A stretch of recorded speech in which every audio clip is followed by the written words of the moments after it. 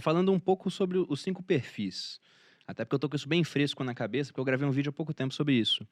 Até para o pessoal se identificar, né, e deixe nos Aí comentários a depois vocês leem o identificação de cada livro. um. Porque identificar o seu próprio perfil é só o primeiro passo, né, porque depois tem o casal e ver a compatibilidade deles. Mas, por exemplo, a gente falou aqui que o Gustavo e eu somos financistas, né? É o cara que não tem dificuldade para lidar com o dinheiro. Ele sabe se organizar, ele sabe investir esse dinheiro. A Malu e a Adriana são poupadoras. São pessoas que não têm dificuldade para poupar. Só que muitas vezes não sabem investir ou têm medo, são muito conservadoras Eu no que acho vão que eu me fazer. tornei um pouco financista agora. Você se tornou uma Uhum. financista no final das contas. Chique. Foi aprendendo, a gente vai É. mudando de perfil ao longo da vida. E aí tem outros 3 perfis que você tem o problema. Então, eu dei aqui o diagnóstico do meu pai, que era um desligado. Ganhava o dinheiro, gastava, não sabia se gastava mais do que ganhava ou não. Simplesmente estava acontecendo e ele Nunca deixava fez correr. o cálculo, nunca parou pra Não ver tinha quais orçamento. eram os gastos, o que ele precisava, né? Ele naturalmente não gastaria mais do que ele ganha. Ia ficar elas por elas. Só que ele casou com a minha mãe, que era descontrolada. É. A minha mãe gastava muito mais do que o meu pai ganhava. E eu tenho flash na minha cabeça, eu rio de vez em quando eu lembro. Porque em 94, os meus pais tinham celular. Eu penso, é pra falar com quem? Com a Abílio Diniz, que era o outro que tinha celular no Brasil nessa época. Eles tinham celular, eles gastavam muito, né? Então, Um tijolão, né? exatamente, aquele tijolão. E você tem o outro perfil, que é o do gastador. Que é um cara que gasta bastante, mas não é descontrolado, assim. Mas é como você falou, você era um financista gastador, investia pra gastar O mais. gastador tá sempre cuidando do dinheiro que entra para poder realizar ao máximo os seus sonhos. A diferença pro descontrolado, o descontrolado não para pensar. Então, quando soa um alerta, Quase uma já tá compulsão. devendo 3 meses de salário. Não sei como é que eu tô no negativo, não sei por que chegou isso. Até para outras coisas, chegam multas e a pessoa não sabe de onde que veio uma multa, por atraso, por velocidade, enfim. Você falou de descontrolado e do desligado. O perfil, a pior combinação de perfil é o financista com o descontrolado. Porque aí dá faísca mesmo. O financista que está olhando o futuro, está se organizando, está montando projeto, o descontrolado não deixa concretizar nada. Eu sei como Talvez é. Já vi uma relação assim. Seu pai, talvez por ser desligado, ele manteve a relação 12 anos. funcionando bem por um bom tempo, justamente porque ele não sofria tanto com o descontrole da sua mãe. Se ele fosse financista, talvez não duraria 12 anos. Então, É verdade, isso é verdade mesmo. E esse é o ponto interessante, né? Como é que a gente faz para contornar essa incompatibilidade de perfis? isso é importante. O divórcio é a solução, Gustavo? Não é. Poxa, amor! Não sei, talvez seja.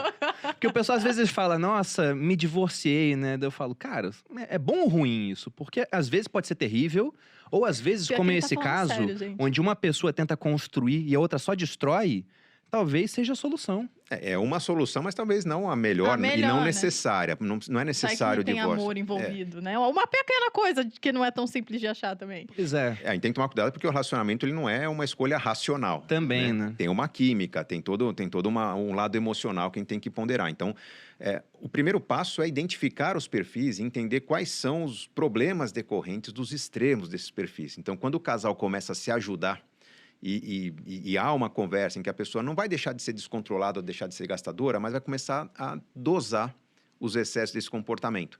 Ao mesmo tempo, o financista, entendendo que ele é financista, ele vai começar a dosar e não querer impor demais isso a outra pessoa. Por quê? No livro eu deixo isso muito claro. O grande lance do relacionamento, o grande barato, é justamente os opostos se atraírem, essa complementaridade que tem entre um e outro. A gente tenta racionalizar, um financista casar com financista, o casamento vai ser uma coisa muito chata. Aí, com todo respeito ao nome do Sexo nosso na quadro planilha, aqui, né, amor? aí deixa de ser casamento também, e passa a Daniela. ser... mas deixa de ser casamento e passa a ser apenas uma sociedade, né?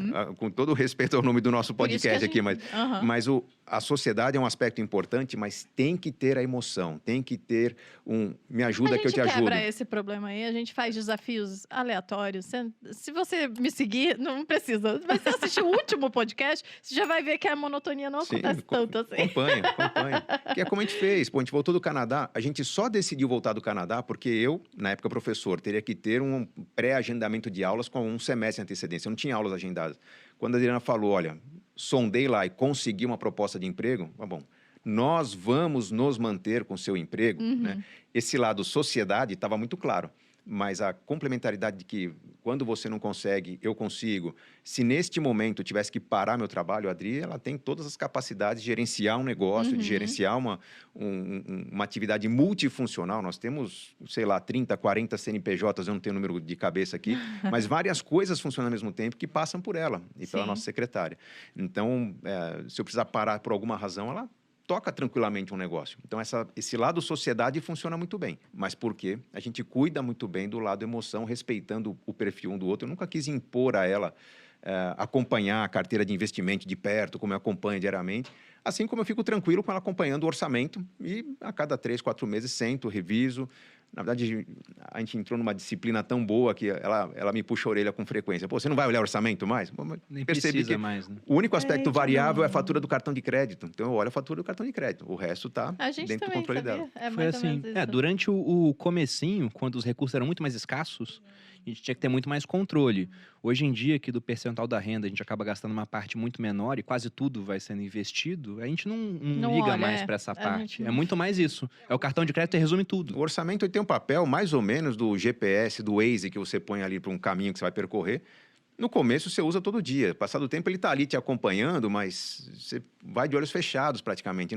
O orçamento ele é mais para tirar dúvidas do que para tomar seu tempo e servir de controle no fim do mês. Então, a gente mantém esse equilíbrio com uma certa segurança. Não vai dar para falar aqui no episódio das combinações entre todos os perfis, porque faz uma combinatória de tudo aí, são vários, né? Leia um livro. Mas isso que você falou, Gustavo, de muitas vezes, né? Poxa, vamos procurar alguém com o mesmo perfil e a relação ficar chata ou limitada em certos aspectos, é verdade. Os perfis têm que evoluir. Porque, por exemplo, a Malu era poupadora, eu era financista poupador. Eu não era um financista gastador. Eu queria poupar para só depois gastar. Então, a gente foi muito mão de vaca no começo. A gente olha para trás assim e pensa, caramba, que economia besta que a gente fez nesse ponto, né? A gente chegou a morar até em um prédio, pagando um aluguel super barato, e o prédio estava caindo. E a gente ficou lá ainda uns meses. Então, olha só o risco que a gente correu para poupar dinheiro. A gente olha agora para trás e vê, poxa, fez diferença? Poupamos num período onde as ações estavam super baratas, era final do governo Dilma, né?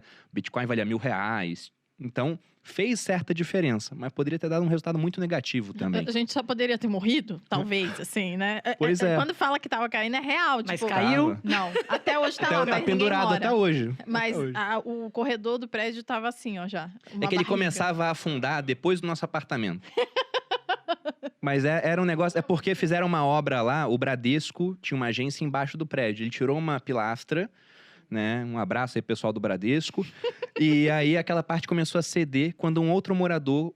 Ele pegou o apartamento, estava vazio, começou a andar lá. Então, uma pessoa de 80 quilos andando começou a fazer o prédio afundar. Na sala, né? E aquilo poderia puxar tudo para baixo. Então, a gente lembra disso. Tinha 15 metros quadrados, não tinha espaço 23. Um piano.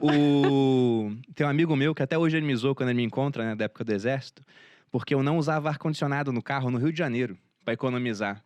Que diferença isso fez na minha vida? Oi, Nenhuma diferença. A Adri pode contar umas 200 histórias dessa. Quantos quilômetros andou naquele Jeep sem ar-condicionado lá também? Nossa. Não, e quando batemos o carro, aí o carro tinha que voltar em cima de um caminhão, né? Mas eu vou deixar minhas coisas aqui? O cara some com o carro segura, paga minhas coisas. Então, assim, mas eram coisas que hoje você fala, né? Uma cadeira de praia... Nós voltamos com o caminhão para não correr o risco de roubar a cadeira de praia, o guarda-sol e um monte de pacote de miojo que tinha lá, que era a nossa comida porque não tinha dinheiro para almoço na viagem. E a gente podia ter voltado de avião, porque o seguro pagava já o avião. Aí hoje você olha, você fala, gente, mas é história para contar, é legal. Quanta miséria.